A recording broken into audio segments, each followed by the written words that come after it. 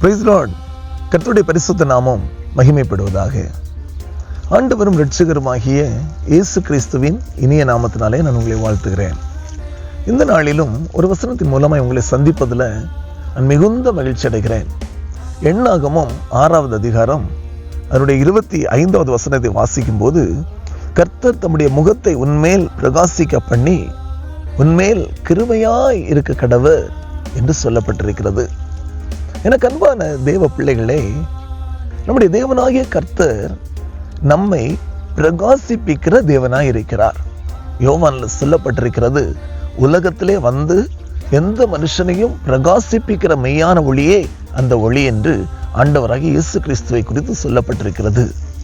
நம்முடைய வாழ்க்கையில நம்மை பிரகாசிப்பிக்கிற தேவன் அவர். ஆண்டவர் ஒருவரையும் புறம்பே தள்ளுவதில்லை. அன்று சொல்லுகிறார், என்னிடத்தில் வருகிறவனை நான் புறம்பே தள்ளுவதில்லை. உங்கள் சூழ்நிலைகள் எதுவா இருக்கலாம், நீங்கள் யாரா இருக்கலாம், கர்த்தரை நம்பி கர்த்தருக்காக நீங்கள் வைராக்கியமாய் நிற்கும் போது கர்த்தர் உங்களை பிரகாசிப்பிக்கிற தேவனாய் இருக்கிறார்.